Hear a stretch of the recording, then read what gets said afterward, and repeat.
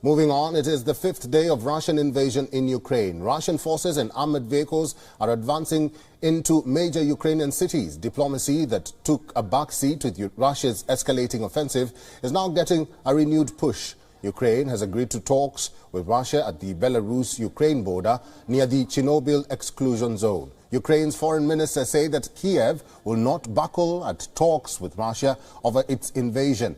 The announcement came just minutes after the deadline previously set by the Russian delegation for the negotiations expired. And it followed a telephonic conversation between Zelensky and Lukashenko. Lukashenko assured Zelensky that the Ukrainian delegation will meet with the Russian delegation without preconditions.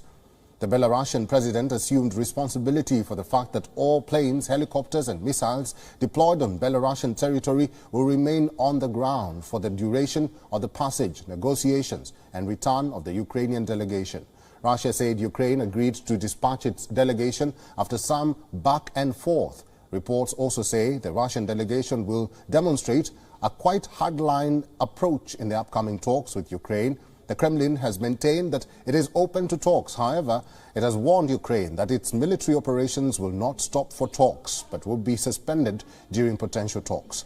Ukrainian President Volodymyr Zelensky had earlier rejected Moscow's push to stage talks in Belarus, as he called the Russian ally a launchpad for invading forces. Zelensky had also said Minsk itself was complicit in the Russian invasion. If hostile actions have not come from your territory, it would have been possible to talk in Minsk, your city. When you were neutral, we talked in Minsk. We met many times. And this is the right thing to do. It's true. It's how we should talk, as neighbors. But right now you have not made your most important choice. And it must depend on you. Not on Russia, not on Ukraine, not on the US, but on Belarusian people. That is why we say no to Minsk. Other cities can be the place for talks.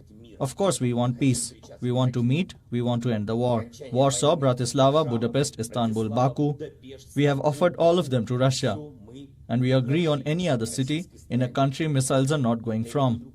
This is the only way the talks can be honest and lead to the end of the war. Russia's strongest ally, China, had also urged Moscow to negotiate. Earlier, in his first phone call with his Russian counterpart Vladimir Putin since Moscow attacked Kiev, Chinese President Xi Jinping reportedly said that Cold War mindsets should be abandoned and security concerns of different nations must be respected. Moscow says Kiev's forces must surrender and the country must agree to become a neutral territory. Russian ground forces have launched a multi-pronged invasion into Ukraine and have been facing resistance from Ukrainian troops. Earlier today, Russian President Vladimir Putin released a video message thanking Russia's special forces for fulfilling what he called their heroic duty in Ukraine. That was yesterday. Хочу поблагодарить командование, личный состав сил специальных операций, ветеранов подразделения спецназначения за верность присяге, за безупречную службу во имя народа России и нашей великой Родины. Особая признательность тем, кто в эти дни героически выполняет свой воинский долг в ходе специальной операции по оказанию помощи народным республикам Донбасса. WeOn is now available in your country. Download the app now and get all the news on the move.